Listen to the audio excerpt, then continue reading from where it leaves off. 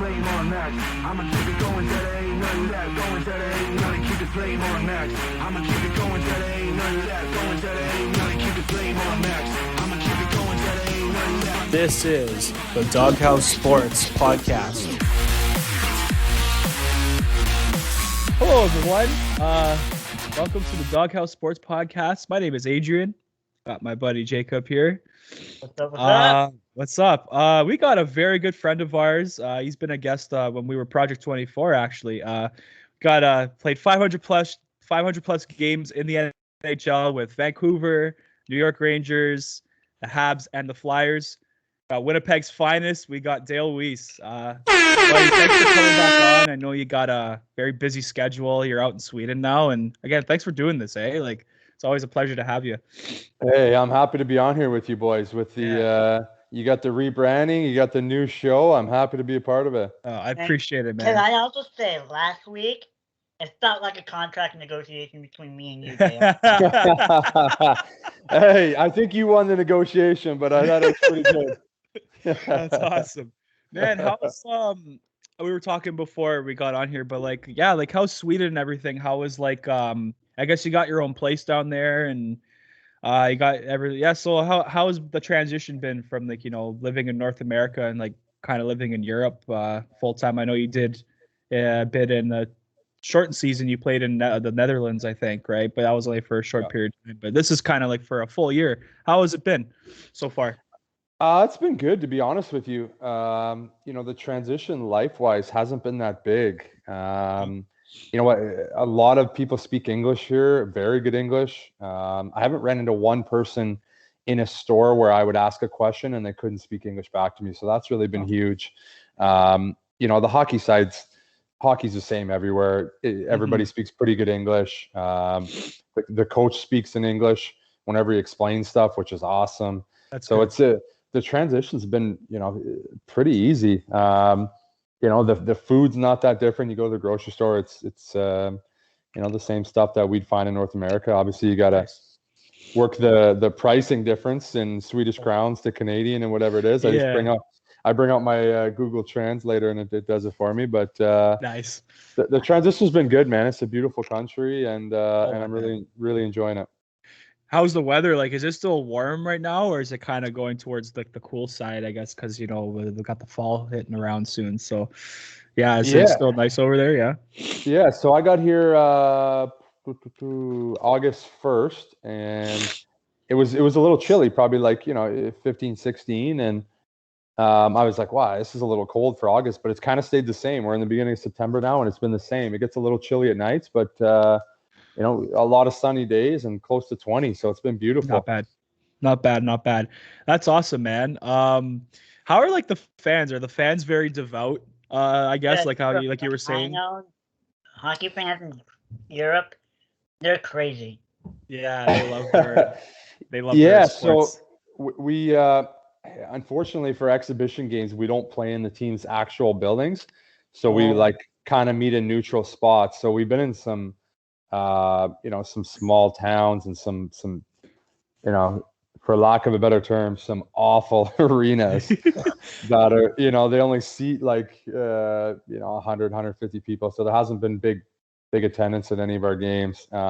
True. But we played our last home game, our first home game, our last game that we played.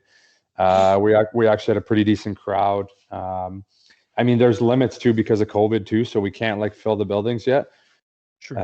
I don't know what the exact limits are for during the season, but it was great to have a home crowd. They have the one section where everybody stands at the other side in every rink, which is kind of cool, and they got the flags and the chants going. So I'm excited to see some full buildings. Haven't played in front of a full crowd since I think what was it, March 11, 2020. So I'm excited to play in front of a packed house and get some excitement back in the games. It's we're playing these exhibition games. They're in small rinks. There's not a lot of fans.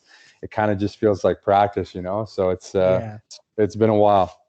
Yeah, that's good though. I'm glad everything's kind of going back to normal in that sense. I know we had in the spring we had like, fans coming back to the stadiums in like, Montreal and Toronto. It's good though. I mean, and I guess like, Getting back as a to normal. player, It's not that normal yet. we're getting there, It feels like getting from Canada all the way to Sweden. Oh yeah, the flight. From what I know, Oh, you want to hear about the trip from death? Eh? Okay, here we go. So I was a little concerned before I left. Normally in the NHL, before you fly, if you're going to the States from Canada as a Canadian citizen, the team would send you your visa, the paperwork, everything. You'd have it, so you go and there'd be no issue. I had a little concern originally when I had no paperwork and the GM was telling me that it was fine. He's like, "That's all you need. That's all you need." And I was like, I don't know. That sounds a little sketchy to me. And he insisted that was fine. I got to Winnipeg. And, they were kind of like debating it at first. They're like, well, okay, are you vaccinated? And then, I show the lady in Manitoba, all we had was like this little scanner thing to show that I'm double vaccinated. And I show her and she's like, well, do you not have a card or anything? I was like, no, this is all we get in Manitoba. I was like, what do you want me to do? I can't show you anything. I don't have anything to show you. And she's like, well, which ones did you get? I said, well, I had 2 Moderna. She's like, well, can you prove that? I said, well, no, I can't prove that. How would you like me to prove that? Like, this is all we get in Manitoba. Yeah. And then she's like, okay, I got to talk to my supervisor. So then she goes and talks to the supervisor. Supervisor comes over and she's like, yeah, that's fine. Let him through. So, okay. So now we're like, okay, we're past step 1. No issue. So I put all my bags, man. I had like 5 giant hockey bags, my gear, my sticks. I had a lot of stuff. So then we're going through security, and I had a thing from my son Hunter that he made me in security, and it was like old nails and screws, but it was on a piece of paper, and then he painted over it and glued it. And obviously that's an issue, but I honestly I totally forgot I had it in my bag. I didn't want to put it in my suitcase and get it ruined. Yeah. So I had it in my carry-on. And I didn't think about it because it's like, man, it's a piece of art. Like, what am I? You couldn't have ripped one of those nails or screws off if you had a chainsaw on the plane with you. Like, you couldn't get those out. So I don't know how that is a dangerous item or whatever they consider it to be. So I go through security. They take it, and I'm like, man, like that's like my son put so much effort in this. You can't just throw that out. And they're like, well, maybe we can call your wife. I was like, okay, perfect. Like, here's her number. See what you can do. I got to go get to my flight. So we get to the flight. I flew from Winnipeg to Toronto. I get to Toronto. I had a fairly big layover, probably like 4 or 5 hours. Starting getting closer to the flying time. I'm sitting there. They're like, okay, if you don't have a red check mark on your boarding pass, everybody come up to the front. So I'm like, okay, I got no red check mark. I go up, and I was flying Toronto to Frankfurt, Germany, and I go up, and the guy's like, okay, you got your vaccine? Yeah, boom, here we go. Okay, and where are you flying to? So Germany, then Sweden. Okay, do you have a visa? I said, yeah, here's my visa. And he's like, no, that's not. And this guy's arguing me, and he's like, oh, fuck. This guy was just, you could just tell he was having a shit day, and something like his girlfriend broke up with him or something happened. Or some fucking, He was just like, he's like, I'm going to be a dick for no reason. So he's like arguing me. He's like, well, this, and I showed him the paperwork, and he's like, well, this is not a visa. And I said, yes, it is. Read it. Like, here it is. Here's the form that I paid for it. Here's my visa. This is all I need. He's like, no, you can't get on the flight. Like, before I could even give an explanation, he turns to the guy and he's like, remove his bags. He's not getting on this plane. What? I swear to God, before I could even like provide, he's like, he just hands me my stuff back. He goes, go sit down. Once everybody's boarded, we'll figure this out. And I was like, what are you talking about? Like, I have everything that you've asked for. Like, there's no way we can work this out. Like, I can't provide any other piece of paper. He's like, nope, go sit down. And I was like, oh my God. Oh. So after I come up, and he's like, this guy's just being a complete dick. Like, he's so rude. And at this point, like, I'm fired up. Like, I'm really, really rattled. You're at this pissed. point. Yeah. So I'm giving it back to him. I'm giving it back to him too. Well, yeah. And you can only take it to a certain extent. Yeah, so I had no option to like rebook my flight. He rebooks my flight for me, and it was like 24 hours from now. The following day, he rebooked me like the worst connections of all time, with the biggest layovers. It's the biggest joke. So, and then he goes, well, if you're going to be on this flight tomorrow night, your COVID test from 2 days, which I did in Winnipeg, he goes, your COVID test is no good, so you got to go get a new one now. No. No. Yeah. No. So I'm like, oh my goodness. So I had to go in the airport and get a rapid COVID test. I had to walk like all over the place, down the block. I get a COVID test. I come back. I hop in so I had to wait for the shuttle to take me to the hotel, because they give you a hotel voucher and they're like, okay, go to this hotel. So I waited for this hotel shuttle for about an hour and 20 minutes. Jesus Christ, man. And, you know, after 20 minutes, I'm like, man, I'm thinking maybe I should just jump in a cab. I was like, I should probably just jump in a cab here. And I'm like, no, okay. I called the hotel. They're like, yeah, they'll be there in 2 minutes. So I ended up waiting an hour and 20 minutes, shuttle, back to the hotel. Holy fuck. I get to the hotel, and there's just tons of people there, like packed, from people that they got their flights canceled because their vaccine passport was wrong or their COVID. Like, the airlines just have no idea what's going on themselves. It's everybody's got a different answer. Yeah. So I get back to the hotel, and I'm trying to go have dinner in the lobby, and they had one lady working in the lobby for like 100 people. It took me like 2 hours to get my dinner. Oh, it was just, me, dude. it was just one thing after another just snowballed. So, dude. So then I couldn't even like late checkout. So my flight wasn't until like 9 o'clock at night the next day. So they I had to check out on my. I couldn't even like pay to put extended. They're like, no, we're full. You can't. I'm like, okay. So I ended up going to the airport. I was there like 6 hours early. So I waited for my flight. I go up to the thing. I have the exact same things as I had the day before. Yeah. No problem. No problem whatsoever. Wow, that's fucked. So it was just that guy just being a complete jackass. He was just having a tough day. Yeah. Hey. So then I flew. That's because I got changed. I flew to London, and then London to Stockholm.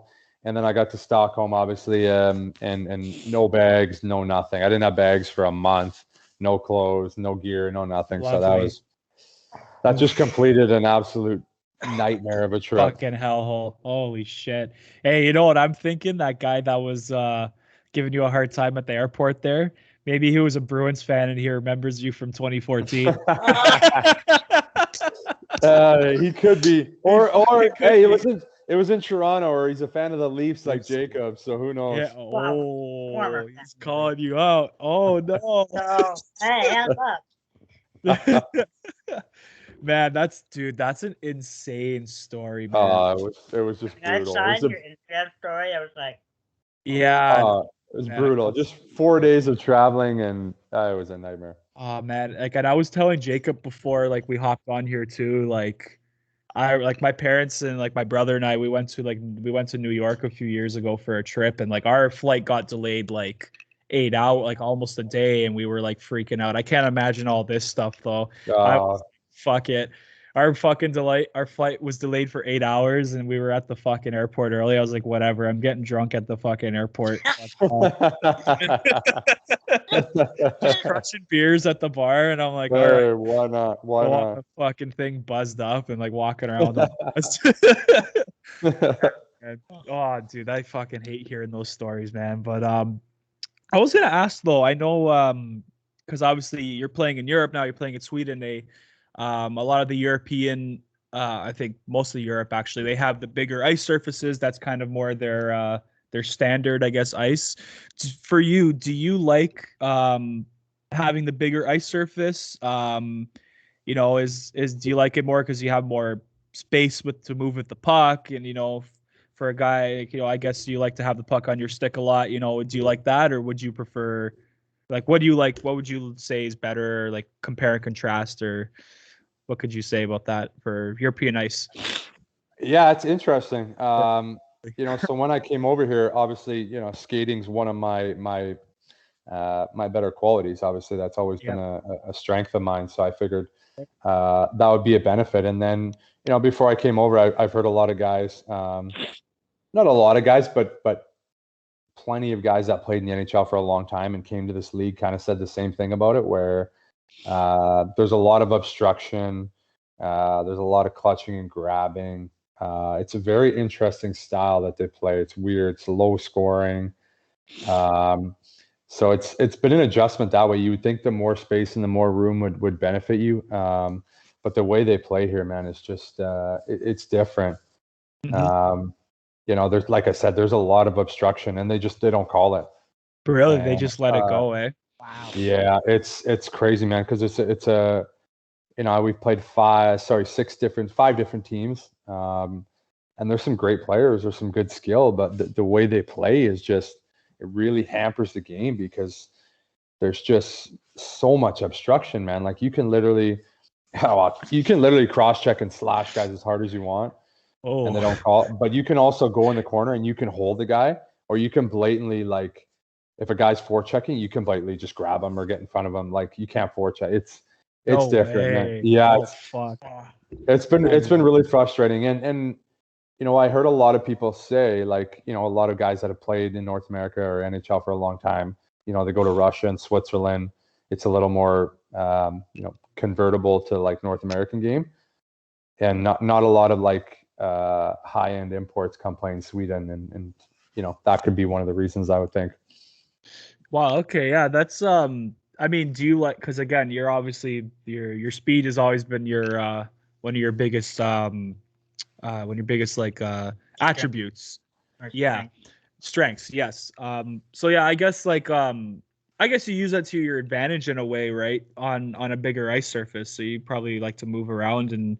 That's the thing is you try to use your speed, but if you can't use your speed, if you can clutch and grab guys, man, it's you can't get out of plays. Like, you're in the corner, you're trying to beat a guy and it's a bear hug, or I've never in my life, and this is crazy, so many times guys literally grab your stick with their hand, and I've like, it happens like almost every time you're in the corner, like guys literally grab your stick to defend. Fuck. And it's so two games ago, I literally had enough of it, and I lost it at the end of a game. A guy two-handed me, and I dropped my stick, turned around, and just started absolutely feeding this guy. Nice. Dude, oh man, oh, that's great. You like gloves off and everything, eh? No, like, so you can't fight with your gloves off. So yeah, really?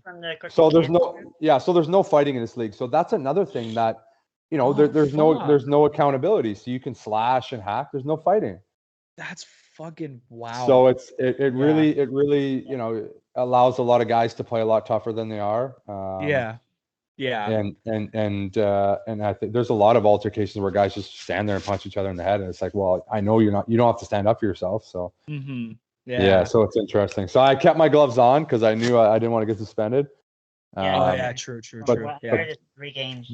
So we literally fought each other. Like, the refs didn't jump in. We literally fought each other with our gloves on. Like, I was grabbing with my glove and punching with my glove. It was so weird. And then the league said later, like, okay, this is kind of your one pass. Like, if you do that again, you're getting suspended. No way. Oh, fuck, eh? That's crazy, man. That just sounds like that sounds like beer league to me, man. Like, people holding sticks and like fucking bear hugs and shit. Sounds like my men's league. honestly, and I'm not like, I mean it in the best way. Like, there's so many good players here. Yeah. Like, it could be there's really, really good players here. It could be a really, really good game, but it's literally, the rules are like beer league. Yeah, for real. I mean, that's crazy. I mean, obviously, it's not as gritty as North American. Obviously, no. Not even close. Not even close. Yeah. North American style, like, you play obviously the NHL. You got the American League and the East Coast League. There a lot of hitting, a lot of grit, a lot of fighting. Again, it's North America's a lot north-south. Like, you got to play quick. You play north. You play quick. You chip. You dump the puck. Here, there's like, nobody chips the puck. Nobody dumps the puck. So it's just turnover. Really, eh? It's just Yeah. very like back and forth, eh? Fuck. Yeah, there's just a ton of turnovers. Not bad. Wow, I didn't fuck. I didn't even think anything. I like for my perspective from what I've seen from like European hockey, like I look at like the IIHF, how they have like that rule set, and I'm like, okay, that's like European hockey because Right. that's like international rules, right?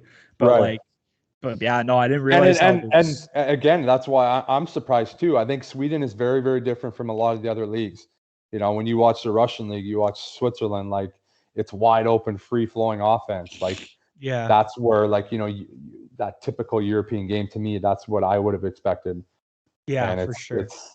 That's I'm I go to Sweden. Yeah. That's good though, man. Yeah, like yeah, I'm glad you're doing good there. I saw you scored a game-winning goal. I think it was a couple of weeks ago. I was one of the I think it was the first exhibition game. I remember Derek texted me and he's like, Dale scores game-winning goal. I was like, oh, let's go. So that was pretty cool, man. That was good. I see you're on the top line there too, which is pretty good. You got top line, I think left wing you're playing, so that's not bad too. You usually play right wing, right? Like in North America, or does it really you know matter? what? I played left so much in Philly, I kind of got used to playing left. True. So it's for me, it was it doesn't really matter. Oh, Right, true. left, Yeah. right, left, and the wingers don't have as big of a responsibility the way the game is played here as Mhm. opposed to North America. So it doesn't really matter which side I'm on here, to be honest with you. It's not bad. That's not bad though. That's good though. I'm glad to hear it's going well and the transition's been good aside from the flight, but hey, it is what it is. It is what it is. So, This will forever be known as the slice of hell. Oh yeah. I was gonna bring in this. I don't know, like I don't know if you saw. No, you did. I think you saw the video I made for all like your highlight reels there, like the last month. Yeah, And those are sick. oh, thanks, man. Yeah, I was like, just do a little project, and I was going through like the clips on YouTube because I got all the. And I didn't realize I forgot you fought Pat Maroon when like last year when you were in Montreal. I was a good fight though. He was a good Tilly. Like man, he's a man. That guy's He's a big man. He's a big dude. I was gonna say big dude, Yeah. and just he's an awesome dude though. I mean, Such a good guy. Yeah. you know him off the ice at all, or I mean, just when you play against guys so much, I feel like you kind of like see each other off ice a little bit. We had the same agent at one point, and he fired him. So I called him and I kind of wanted to know the story and stuff. So we kind of got to know each other there. It's just kind of interesting. I never really told the story, but it was the year when he literally had no offers before. You know, he scored 29 goals the year before. Everyone was like, okay, he's playing with McDavid. Okay, these guys still had 29 goals. And I'm pretty sure he followed it up with 20 the year after when he got traded to New Jersey at the deadline. I think he had over 20. And he had no offers. And you know, he was telling me, this is crazy to think about this now. He was telling me, well, this is before he signed with St. Louis there. He's like, man, I don't know if I'm going to get a deal. Like, maybe I can play one more year. We'll see what happens. Like, he literally thought he was done hockey. wow. Signs with St. Louis, wins the Stanley Cup. Signs with Tampa, Cup. Like, he thought he was done hockey 3 years ago. He won Stanley Cup 3 years in a row. So, pretty cool story there. That's awesome. Can I also say, Adrian? Yeah, go ahead, bud. Go ahead, bud. At 407 views right now. Yeah. Fuck that. Yeah, thanks, man. Yeah, it's doing good. I like doing that stuff on the side too. Like I don't know if you've seen some of those like motivational speeches. Like I take. I love that. I think I watched one last week where it was Crosby's clip at the start, and it was like, the Ray Lewis one with the lion, the mentality one, I don't know, like I started listening to these like motivational speeches on YouTube and stuff, and I do that every day. I do that every day, man. My whole TikTok is literally just like motivational videos. Beautiful, I love it, man. Yeah, I just love those kind of things because just. It gets me going. Feed your mind, man. You need that. Yeah, for sure, man. Especially when you just have days where, you're not feeling okay and shit like that. And you kind of hear stuff like that. And it just gets you pumped up. And you hear like, how they're like getting so into it. They're getting all fired up in those speeches. And it's, for sure, man. It's all good. I gotta say for me to get pumped up, listen to country music. Yeah, country music. What song's your favorite, Jake? Either God's gonna cut you down, or the new, or either Cruise from Florida Georgia Line. So Oh, I do like that one. Yeah, that's good. I'm starting to get into country music too. Actually, my girlfriend's a big country music fan. And she's kind of getting me into it slowly, and Oh, there's so yeah, many good ones. I so love many country good. music. Yeah, So good. people sleep on it way too much, man. I think it's a great genre, especially with a lot of the stuff they have now. It's fantastic. Yeah, I Yeah, love they it. got everyone kind of like dogs on it and stuff, but a lot of it's a lot of the same message, man. I think a lot of the singers sing about coming from humble beginnings and just enjoying the simple things in life and being happy, or being with your girlfriend or your wife or your brother or your dad or whatever it Yeah, is. And I crushing think a lot of beers this, and I think a lot of songs about crushing beers, that's for sure. yeah, the best part. How's the beer up there, by the way? Are you even allowed to drink beer during the season, or? Yes, yeah, of course. Yeah, I mean, he could do whatever you want here. So we the way the training camp worked for the past 4 weeks has been, we practice Monday to Friday, a couple games in between there, but then Saturday, Sunday's off. So I've never had 2 days off on a weekend like that. That's kind of crazy. Yeah. Yeah, so they got some. I don't even know if it's Swedish beer, but it's a lot more potent than North America. That's for sure. Oh, interesting. Yeah, it's good to know if ever make a trip up there one day. I would like to like always go to like Stockholm and like kind of go do like a trip around Europe. That would always be that's always been something I've wanted to do. So yeah, it's cool. It's different, right? Like it's a Yeah. lot different. It looks a lot different than North America. So it's cool to see. Yeah, for sure, man. It's pretty awesome, and yeah, man. I mean, I wanted to go into the next topic here. I know this was something that really hit the hockey world pretty hard. yeah, Was the passing of Jimmy Hayes. It was last Monday, I think it was. yeah. Mhm. I mean, he was played on the Bruins there, and I remember when you were on the Habs, you played against him a lot, and I heard a lot of nothing but good things about him. I watched his Missing Curfew podcast there with Upshaw and O'Brien there, and Shout out such to a them. shout out to the boys over there. And do you did you know Jimmy like off the ice at all, or do you again seemed like he was very popular with like the NHL player, like a lot of players around the league, and a lot of guys had nothing but good things to say about him. Or do you have like any funny stories of Jimmy? Yeah, I heard a lot of good stories about him too. He was a character and stuff like that. So, do you have any stories of Jimmy Hayes at all, or? I unfortunately I never had a chance to really get to know him off ice. I only knew him from playing against him. But just like a terrible story, man. Whenever you see a guy that young, Yeah. He's got a young family, and I feel for guys like that, man. That hits me deep as a hockey player. I took the last year off, and I knew I was going to still play, but you just really wonder about guys that their career gets cut short, and you wonder what's going on in their life, and are they doing okay? And it just when situations like that happen, it just really make you think about how many guys are struggling and are in tough situations. So it's a sad story. Yeah, man, that's true. Like you say, when guys get their careers cut short, and like I can see like a lot of guys, their careers get cut short, and it does like affect them.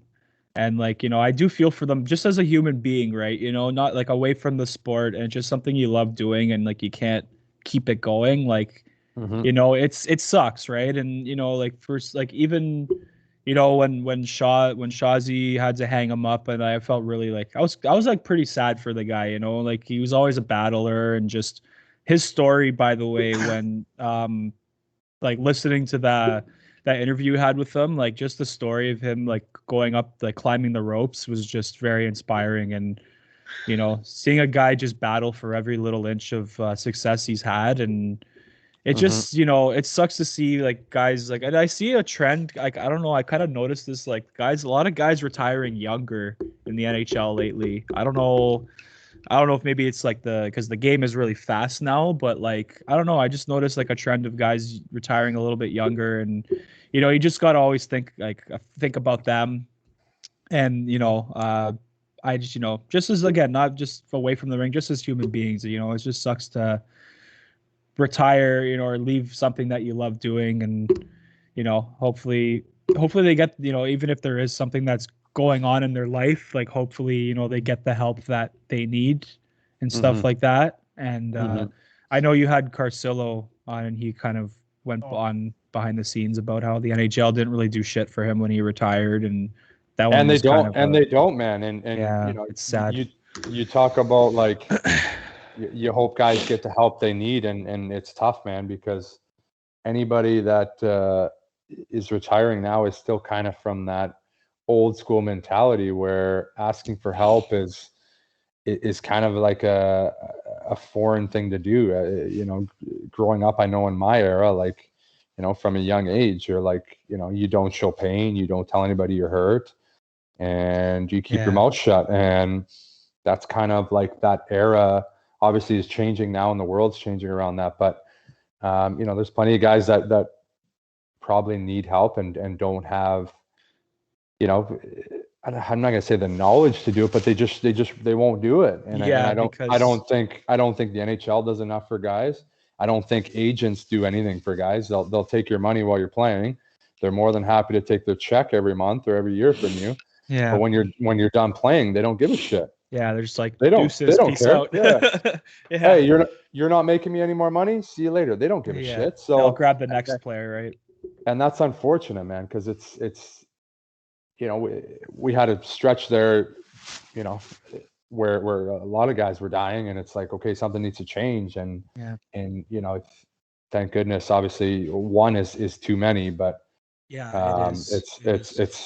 tough, man. It's I definitely think the NHL drops the ball, and the whole hockey world drops the ball on that subject. Yeah, I agree. Yeah, I remember. I posted something on Instagram for Rick Rippon. Right. His the 10-year anniversary. Did you play with him? I didn't. No. But I mean, you think about the stretch, like him and Wade Belak. Like there was a Derek lot of guys. Bouchard. And, who's the Chicago guy? Carcillo's Steve buddy. Monador. Steve Monador. Like there's stuff. There's too many guys, man, and. Yeah, I don't know what the exact answer is. I'm not saying I have the answer, but I feel like just reaching out and being there for these guys would have went. I don't know if it would have helped, but I feel like it could have went a long way if to help some guys out. Yeah, also, for sure. Some younger guys are dying as well, especially with the CHL guys. Yeah, those three boys that were in that accident, like it was a car crash in BC. Yeah, that was very sad too. Yeah, and then you had the goalie in Columbus, Matisse Kurvlinkus, I think his name was. He passed away too. A very tragic. It was just a really hard summer. From a fire. Yeah. It was just a very hard summer, I guess, for the hockey world with that. Mm-hmm. And man, it's a bunch of people, like Jimmy Hayes too. And it's just it's unfortunate, but just gotta come together as a community and be united, I guess, and grieve and mourn together in a way. And that's how you get through it, right? So yeah, it's very I was at work when I found out Jimmy Hayes passed away, and I saw someone tweet it, and I thought maybe it was it wasn't true. And then Jacob sent me the post. I showed you. I was like, and then a few seconds later, it got deleted. It was like, and I was that's always what you think. Like I thought the same thing when you see something first. You're like, come on, no way. And then it really starts to blow up. Yeah, for sure, man. And I feel for his kids, his brother Kevin there, his wife, his parents, everybody, everybody that knew him. Obviously, he was such a good human being. I'm hearing more stories about him, as the days go on, and just the guy was remarkable, and just very sad to see his life cut short. So, rest in peace to him. Again, deepest condolences to his friends and family, and his friend, the boys at the Mr. Curfew podcast. I want to give everyone our deepest condolences. So, anyways, Lighter note. yeah, on a lighter note, let's go into something a little bit more, I guess, happy and kind of upbringing. So I wanted to talk about you. So you have the Habs Tonight Show, man. You had a pretty big summer. You had some really good guests on. I was trying to watch a bit of everything here. You had Yeah, Gally, you had Ryan Paling, you had Nick Suzuki last week, you had Nate Thompson, Jake Evans, Victor Mete. You had a pretty sweet lineup there. Man, those are some good interviews, and obviously it was cool seeing players that in the NHL too, like that are still playing, come on your show and kind of mingle with you guys, and it was pretty cool. Yeah, and some of the young kids, I remember you pointed this out too before, I think on one of your shows. You said how the young kids now are just very respectful compared to, you said when you were kind of going through the ropes, some of the young guys were a little bit rowdy, but the kids now are really respectful. I guess that's that's pretty accurate, more or less, right? Like the rookies now are a little bit, not the rookies, but the young kids are a little bit more civil, I guess. Would you say? Yeah, I would say so. I just think, when I was a young guy coming up, I had to, not that they don't, but I had to fight for everything that I had to get. Yeah, for sure. You kind of had to have a chip on your shoulder, and the older guys weren't as nice to you as guys are now, or as I was to young guys. So, you kind of always had a chip on your shoulder. So that's a little different. Where now, there's not as much as that old school mentality where the old guys would just give it to the young guys and stuff like that. So I think it makes it easier for guys to, open up and be themselves. And, some of the younger guys that I had on the show were guys that I was obviously very close with when we played together. So it was easy for us to get on and kind of shoot the shit. Yeah, for sure. Yeah, no, that's awesome though. The seeing them kind of speak, and the Ryan Paling interview was really good too. I really hope he's so good. He's such a good guy. The way he's that was every single one. Like every time I do one, I feel like I'm like, okay, that was my favorite. That was my favorite. That was my favorite. But Pales is just a guy to me. I don't know. We just hit it off right away. I really liked the kid. And I got to spend a ton of time with him in Laval. Yes. And not that I had any impact on him, but just speaking from myself, I felt like I was not a part of his growth, but I was just there to help him along in a bad time, and I took a lot of pride in that because it was a difficult situation for him the first year. Bouchard was not making it easy for him. I'm sure he was not making it easy on himself. So he was just a guy. I just loved to hear him talk. And the bubble, we got to spend a ton of time together last year. We got really close, and then obviously, we still talk a ton now. And he's such a great kid, and I really hope he has such a good year. I think he's going to have a really good year.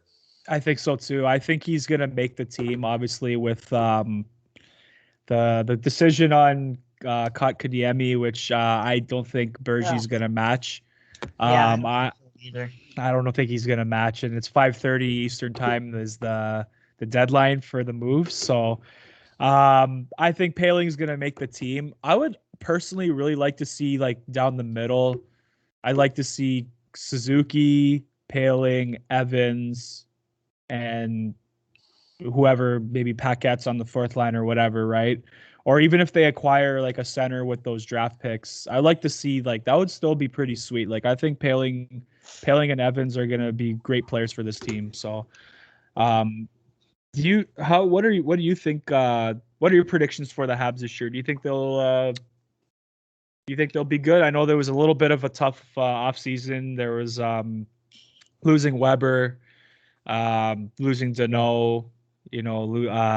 I mean, they were aggressive and losing Tatar too. They were aggressive with replacing these guys, but do you think they'll have the same impact as Weber and some of the older boys there? Yeah, obviously tough when you lose Weber. You know, I've spoke about it numerous times and at length about what he means to that team. You know, and having that big dog there to kind of keep everybody accountable and keep everybody in line.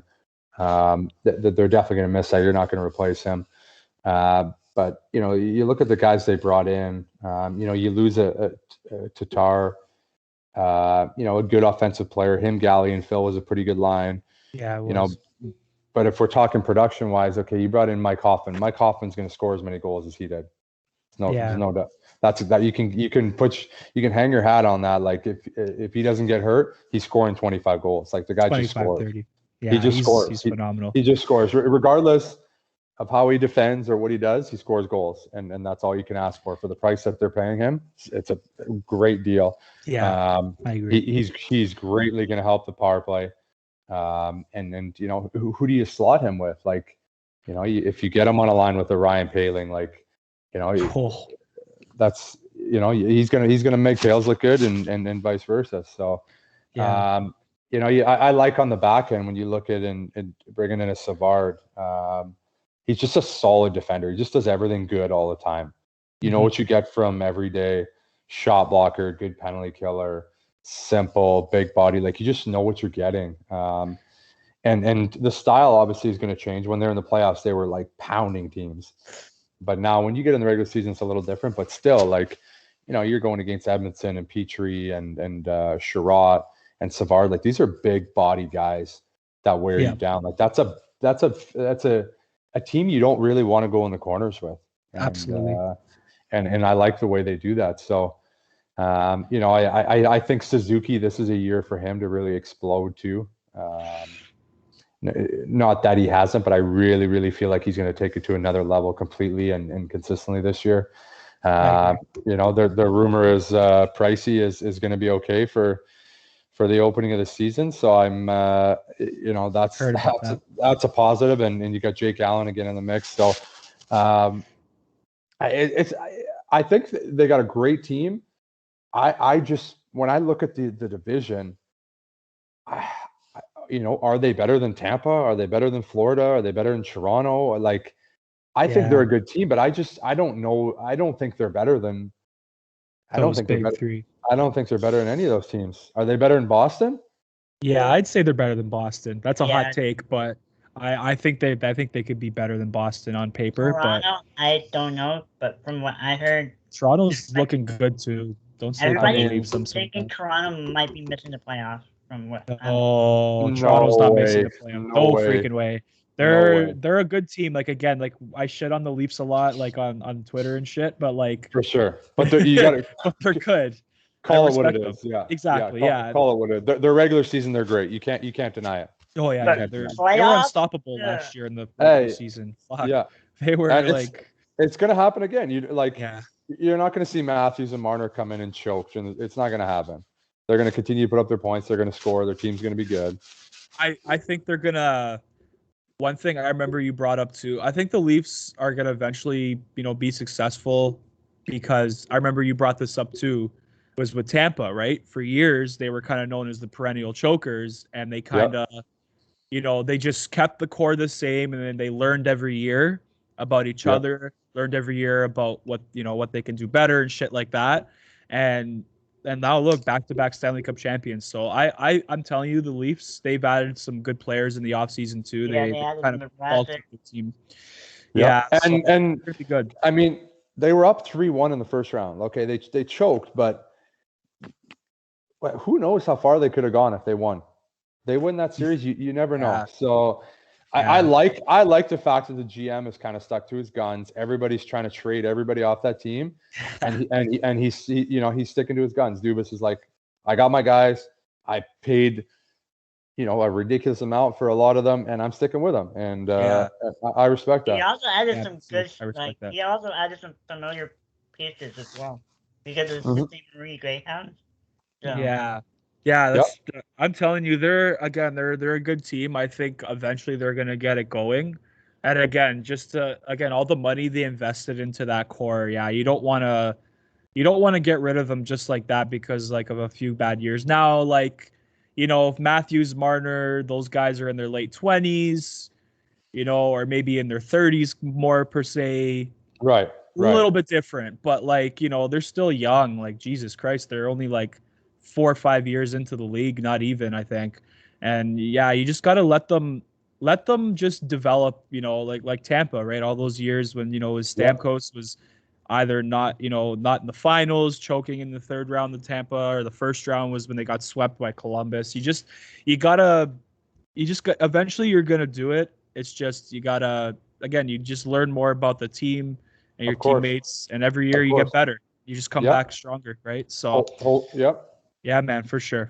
It's no, they'll be good this year. They'll definitely be up there, but yeah, but going back to your point, Dale, like, yeah, are they better than Tampa, Florida, Toronto? I don't think so, but hey, anything's possible. That's all I say. Because I didn't think the Habs would make the finals this year, but I did not. They did. So everyone wrote them off. Like, every series they were in, everybody wrote them off. And sometimes I've said this before, like, they play their best hockey when everyone writes them off. Like, even to an extent, like in 2014, right? Like, everybody wrote you guys off against the Bruins. Everyone's like, "Oh, the Bruins are winning in 5, whatever, blah blah blah," right? Oh, of course. You guys play your best hockey that way, right? And that's just the history of the team, and that's the thing. So, I mean, I think I like the signings they made to replace some of those players that they lost, but it's gonna be interesting. I mean, we may not have KK and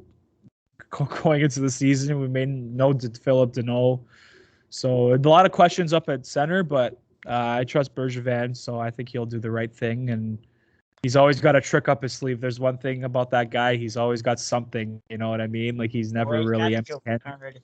Yeah, he's a magician. Sometimes it's crazy. So, well, speaking of Bergevin, we're kind of gonna switch gears a little bit here, but we were talking about this before, but do you have? So we were talking about Therrien, the Andrew Shaw interview we were talking before. But do you have any good Therrien stories? Because, like, I've heard so many things about him, like just him, like, you go into his office and it's just fucking clouds of smoke, and like fucking Shazzy said, it's so funny.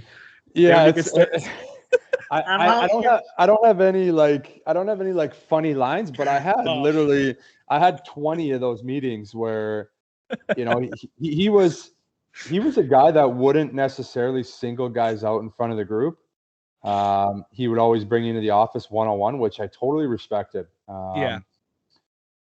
And like, would rarely, we would do video and we would go over some things, but would rarely, degrade guys and embarrass guys in front of everybody, which I really, really respected. He would bring you in and sit you down, and, whether it was at, the Bell Center downtown or in Bouchard, he'd have his smoke in the room, and you could, and even like times when I'm on the bench, like, you get back for the period, first period finishes, you get back on the bench for the start of the second, and you just get this wave of smoke behind you would come and get you.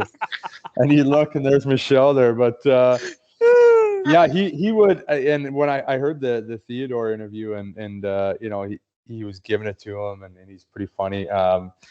Numerous times, man, he would tell me, like, nobody in the league wants you. You're one game away. I'm taking you out of the lineup. You won't play again. Like, oh shit. He would be a savage. He would be pretty ruthless with some of the things you said, but literally be the first guy when you go out and play well that night or the next game, the first guy to come pat you on the back and have a joke and like slash you in practice when he first gets out, or you start laughing. So, extremely hard on you, and some of those smoke meetings, he would just he would just absolutely shred you and make you feel like just the biggest piece of shit. But it worked for me, and I think it continued to work. I think that's why he did it to me so many times, because every time he did it, it worked. If I needed a boost or he needed me to play better, he would bring me in, shred me, and where his office was in the practice rink, it was like all the way down the hall. So like, you had to think about it for like a minute as you're walking down there. Like, Flower, the team service guy or the assistant coach would be like, "Hey, Mike wants to meet with you in the room," or the assistant coach would grab you. hey, Mike wants to meet you in his office. You're like, oh, fuck. And you literally makes a slow walk down the whole long hallway, get in there, close the door. He doesn't say anything right away. It was, oh man, I have nightmares about some of those meetings still. Oh man, Uh, that's great, man. I just love the fucking the smoke stories, man. Like he would go like smoke like inside, and I'm pretty like he can't smoke inside anymore, and he'd still do it, eh? Oh yeah. Just give no fucks. Nope. I love it, man. I love it. Oh. I just love those stories of like for me is like a fan. Like I wasn't crazy about him as a coach, but like the one thing I do take out of him that I respect, like again, what you're telling me, I do respect that. Like he's the first one to give you a pat on the back, and you know, but at the same time, you know, he gives you shit when he has to, which is his job, right? But and it didn't matter who you were. That's what I probably respected about him most. It didn't matter if you were Max Pacioretty, didn't matter if you were Dale Weise, Brandon Prust, whoever you were, Danny Briere. It didn't matter who you were. If you weren't playing to the standard that you could play at, he was going to let you know. Yeah, for sure. And there's so many coaches that can't do that. So I'm biased on him big time. Like I loved him. Yeah, I played my best under him. So he gave you a lot of opportunity. You know, that's the thing, right? Like he gave you a lot of great opportunity, and he put you in some really good situations, and that's one thing too. Like I mean, he really, I don't know if this makes sense, but like he kind of like really he really elevated your game in a sense. He helped you elevate your game, I guess, if that's the right thing to say. Well, yeah, for sure. I played my best under him. Yeah. You know, he gave me good opportunities, but I earned them to get there. And then when I got those opportunities, I took advantage of them. And I think that's for sure. That was the key. You need the opportunity, but you also, you know, you got to take advantage when you get it. For sure. Like, and one thing I did like about him though was, like again, if a player got injured, like a dirty hit or whatever, right?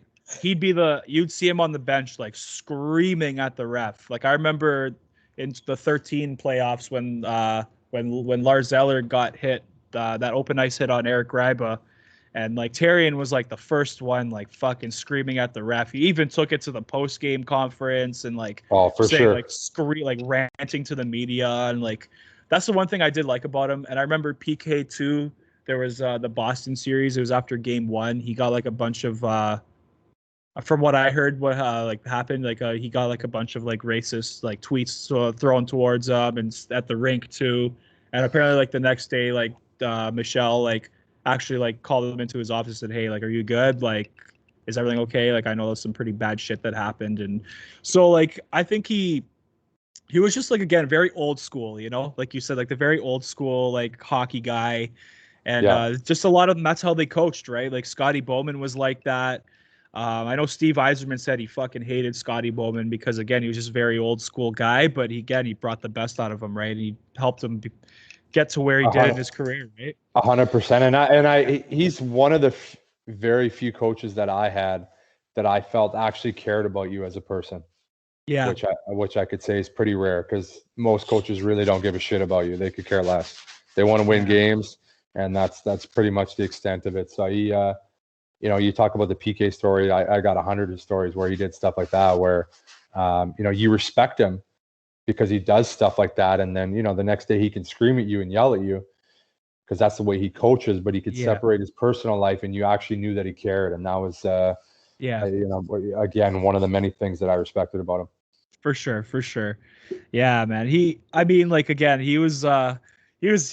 funny at times too. Like hearing some of those stories about him and shit, and like some of his media rants were pretty good. And fucking the one with Lars Eller, he's like, no respect for the fans, no respect for for his family in the stand. It was just so funny. He was going off. I love it. And man, oh man, what that guy? Yeah, that guy's he's something else for sure. And I think he's with the Flyers coaching staff now, from what my understanding. Vigneault now, so he's doing all right there. So, yeah, and I was gonna say, I know you talked about this on your Habs Tonight Show, I think on We See Wednesdays too, which actually kind of caught everyone off guard. Was about Joel Bouchard, And I think a lot of people were surprised with some of your comments have made about him. I was too, because again, like I was saying before we hopped on here, I was saying like it's crazy because like a lot of public figures, like they kind of show this persona, there's persuasive kind of side to them that sell themselves good and make people like them, and then they can be a complete fucking dickhead, like off, like away, like behind the scenes, right? So would you be able to go into it a little bit about him, or Yeah, yeah, I'm an open book, man. I just tell it like it is. for sure, man. You know, For sure. when someone, when you need to speak the truth on someone, like it needs to be told. And then there's a lot of guys, this is what bothers me about social media. So Yeah. I went out there and I said it in a short snippet on a trade deadline show that I had on Habs Tonight. Yep. And I got ripped for it. People are like, "Oh, you can't say that and not expand on it." I said, "Okay, I'll expand on it." So I got on a show and I said exactly what I meant, and I said exactly what I went through. And people were still telling me I was wrong, as if they were in the dressing room. And it was like, it was laughable to me, the comments of people arguing me about how good of a coach he is. Like, them sitting on their fucking computer is going to tell me, a guy that was in the dressing room with him, traveling around.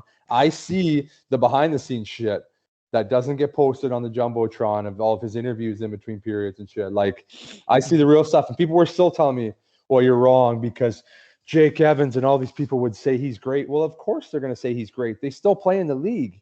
Yeah. You can't burn bridges when you're a hockey player. Like, when you're in the NHL, like, it's a known rule. You would never say bad about anybody, because you never know.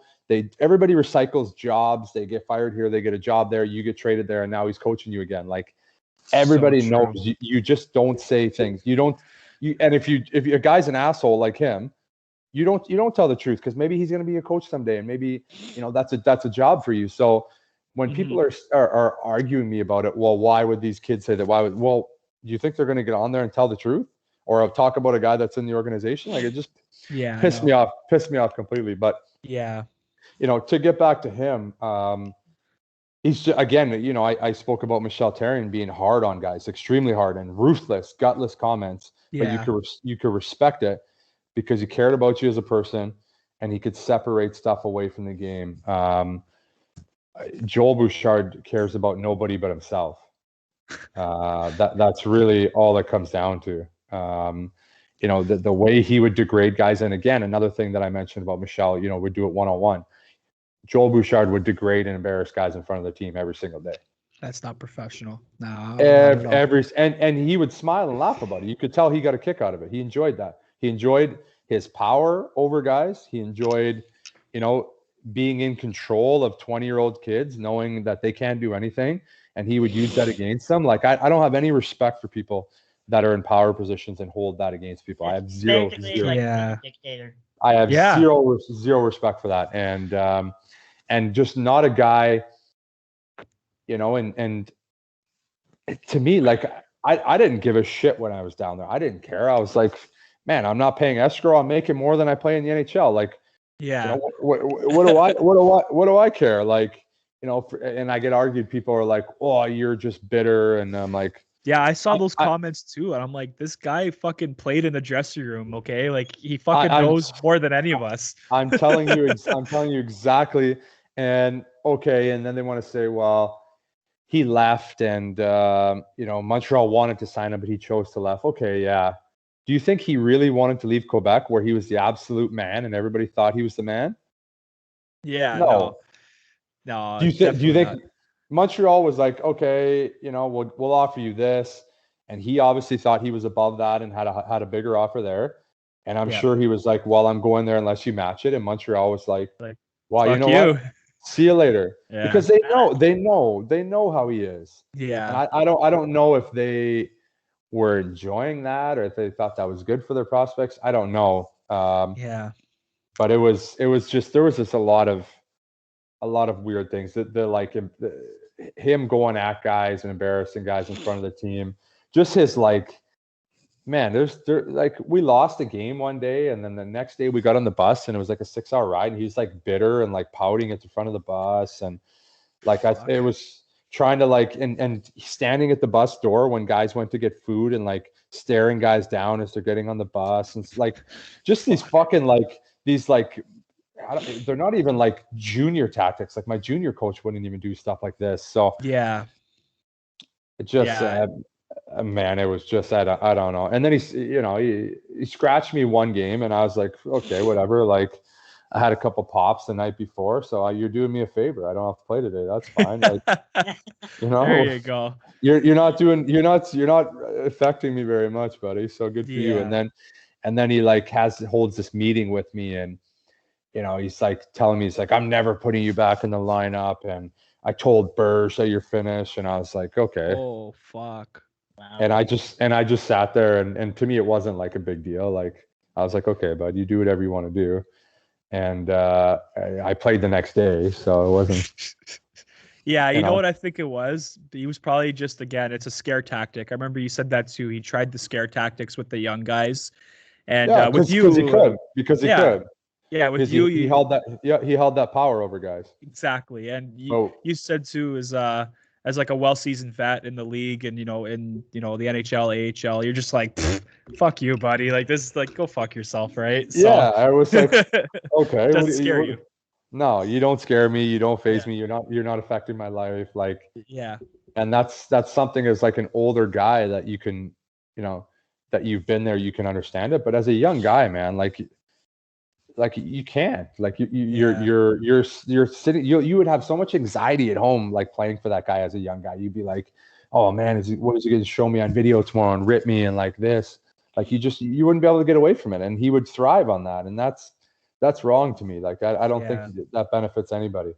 For sure, man. It's like I've always said, like, in terms of like in like the business world too, like, there's a way of like, in management where you could give people criticism, like constructive criticism is normal, obviously, in the hockey world and the business world, whatever it may be, right? That's fine, right? But there's ways to do it. Like, like whenever, like in my jobs in the past, like I've taken constructive criticism, it's always been in private, and they're like, hey, this is what you should be doing better. This is what you're doing good, but I want to see more of this, right? And there's ways to do it, right? And behind closed doors would be the best way. But yeah, like what you're saying, like fucking just railing guys in front of the whole like team, like that's not cool. Like it's very unprofessional, No, and then when you talk about his image, I was hurt for 2 weeks there. I had to get fluid removed from my elbow, and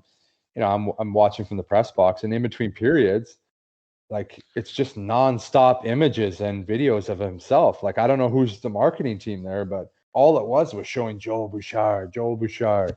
And he's in these interviews talking like he's the best guy and he's so helpful to the young guys and he wants to be this player coach. And I'm sitting there like, who is this guy? Like all these fans are sitting here thinking, well, no wonder they think this guy is amazing. Like I don't even know who this guy is. Fucking schizophrenic, for fuck's sakes. Like, geez, split personalities. Paid off the marketing guys to do it. Oh, maybe. It was just really weird, this image that he portrayed. And I saw that on all the comments I got. I'm like, you guys are just lost. You have no fucking idea. These guys have no fucking idea. Yeah. That's the thing. When I've seen athletes in the past, like, make comments about coaches, GMs, you name it, like, you could, like, your first reaction is, like, always like, oh, yeah, they're just salty. But, like, of course. You can't, but at the same time, it's like you were not in the dressing room for X amount of years that this player was. So it's like, what the fuck do these people know, right? Like it's crazy. It's so funny to me. Yeah. It's so funny to me. These people just looking to get clout on social media, and they're most of the time they're just looking for an argument from someone like, someone in a higher position, which is hilarious. Or they're looking to be famous. They're just looking for a reaction to get like a famous, like, a certified checked account to reply to them. of course. I cannot tell you how many people have tried, like, chirping me on Instagram or something, and then I fire back at them, and then they private message me, oh, I'm a big fan, I was totally kidding. Like, happens. Oh, dude, it happens all the time. I'm such a pussy thing to do. You're a fucking coward. Like, own up to it then. Like, stand up. fucking, oh man, that's insane. Like I honestly, like I try, like for years, like, you know, I try not to on the internet, on social media, try not to like chirp these athletes anymore because like, you know, they get probably fucking 5,000 of the same messages a day, right? And it's like that's like that would upset me. You know, after a while, it's like you can take it, but like after a while, it's like fuck, that would like, you know, that sometimes you see some of the comments, like they read the mean tweets and like fuck, that's like really harsh. You know, I wouldn't even say that to a dog. You know. Like, yeah. Oh yeah. What's even scarier is Yeah. people using other athletes' name to get famous on social media. Yeah. Oh yeah, yeah. Like, yeah, I've seen that too, where they yeah, they just again they intentionally like kind of like chirp them or whatever. No, I meant like create fake accounts. Oh, Like, fake accounts. Oh. Yeah. Oh, okay, that's what you meant. Yeah. I've seen that a lot of times too. I've seen a crazy. lot of the fucking fake insiders on Twitter, and like they fucking tweet like Jack Eichel to Montreal, and I'm like, and then I see there's like a fucking cloud instead of a check mark. I'm like, Yeah. you fucking asshole. Oh no. And then 100 people retweet it. Yeah, I know. or random numbers like after the actual like athlete's name. Yeah. For sure, man. No, it's yeah, the internet's pretty fucked up, man. Like Twitter is the worst one, I find. Like, oh man, I just honestly I try to not associate on there as much anymore, only if I'm like posting content or you know talking about the Habs. But like even still, man, it's like even with like the Kakanyemi thing, like oh my god, it's just the comments and like the toxic shit. I was like, I don't want to do this anymore. It's just too much, man. It's too much. Like, yeah, fuck, dude. And another lighter note, I don't know if you guys heard, but yeah. The NHL and the NHLPA announced that they agreed to go back to the Olympics. Yeah, I heard about that too. I'm pretty stoked to see that. I guess the Olympic Committee saw that their ratings were down and like, oh, I guess we gotta put these guys back in now. Yeah, I don't think anybody wanted to see a tournament like 4 years ago. That was nobody watched it. I didn't watch it. It just didn't seem right. Yeah, usually you guys get like the Olympic break too, right? So it was probably weird like playing the season without the Olympic break on the Olympic year. Because I remember in 2014, you guys got like a month off. It was crazy. I was like, shit, you know. Yeah. But then after that, though, you get all the games crammed in for the regular season. I guess the schedule was kind of congested, eh? Yeah. Oh yeah. Yeah, I bet. Yeah. Well, I think this is gonna wrap it up here, boys. I think this is. Before that, Dale. No, go. Yeah, before that, for all our fans, can you like tell us like where can they follow you, like on Instagram, Twitter? Yeah, absolutely. I'm on every platform now. Instagram, Twitter, TikTok. Instagram is Dale Weise. Obviously, it'll pop up. I got my blue check marks on all my stuff, so you know it's me. It's not fake accounts. You know, be sure to check out Habs Tonight. We got some great content. We've had a ton of great interviews, like we talked about. You know, and the season's rolling around the corner, so you know, the rest of my team will have pre-games, post-games. You know, we got a great lineup. You know, we might even be adding some more people to the team this year. We'll see what else we got planned. I don't know what we're gonna do to fill some holes, because I don't know how many games. I don't think I'll be able to get on a lot of pre or post games. I won't even be able to watch a lot of them just because of the time difference and shit. So, you know, I think I'll try to jump on and give some summaries and reviews, and you know, if there's any deals or stuff like that. But yeah, be sure to check us out on YouTube at Habs Tonight. We got a lot of great content. We've had a lot of great content, and we'll have a lot of great stuff going forward. Awesome. That's awesome. Well, again, thanks to our viewers for joining us. Don't forget to like and subscribe to our channel. And yeah, thanks for joining us. And we will see you later.